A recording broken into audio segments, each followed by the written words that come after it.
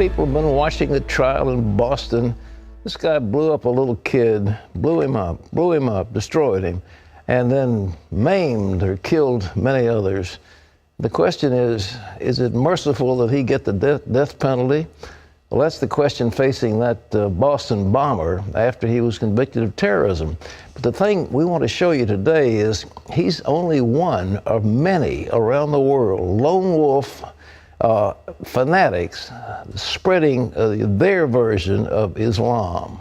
That's right. Authorities in countries from Britain to Spain to Malaysia, as well as right here in America, have been rounding up suspects who reportedly wanted to get involved in terrorism. Caitlin Burke has the story.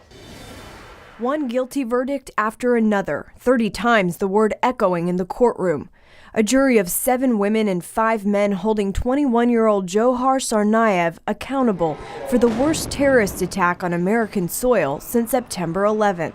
I'm amazed and grateful. I'm glad that they took time to go through everything. That same jury now decides whether he lives or dies. The defense team's strategy to keep Tsarnaev off of death row is to argue that he fell under the evil influence of his older brother Tamerlan, an unconvincing claim for many. For myself, I want to see the death penalty. The sentencing phase could start as early as Monday and is expected to last a few weeks. But even as the victims of the Boston bombings begin to receive justice, Islamic terrorist ideology continues to be a growing threat, gaining converts around the world. In Spain, police have arrested 10 people for suspected links to the Islamic State. The arrest came after more than 300 officers conducted raids in the region of Catalonia in northeast Spain. Spanish authorities have arrested dozens of suspected jihadi militants and recruiters in recent years. Just last week, Catalonia police arrested 16-year-old twin boys who they believed were about to travel to Syria to become jihadi fighters. In Britain, 6 people arrested on suspicion of Syria-related terrorism offenses, all 6 only in their 20s. And here in the U.S., 4 men accused of plotting to recruit U.S. residents to fight for the Islamic State appeared in court for the first time Wednesday to face federal terrorism charges. Groups like ISIS continue to use Facebook and other social media to gain recruits, their methods already attracting thousands of radicals willing to fight or launch their own attacks. Caitlin Burke, CBN News. I was at a hotel in Israel that had been the scene of a suicide bomber, and it was just terrible what had happened. And people were, they're dead, they're lying maimed around the floor. The place is shot up, a beautiful hotel torn to pieces. This is somebody's idea of what? Of war?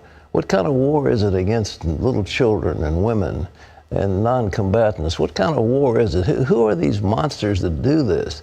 Well, they claim that if you die in jihad, according to the Quran, you will go to paradise, and you will get 72 virgins and then more virgins and more virgins, and you'll have never-ending sexual prowess. So that's the kind of stuff they're being taught. And so they blow themselves up.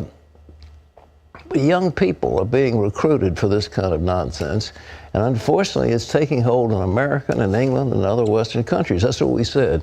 But it's a terrible thing. And ladies and gentlemen, you need to understand the roots of it. I know we had Hershan Ali here the other day talking about her view of a reform of Islam.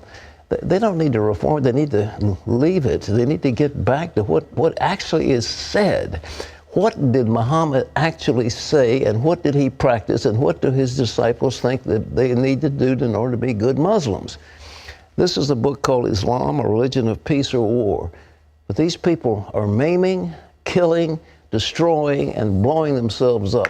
What kind of religion is that?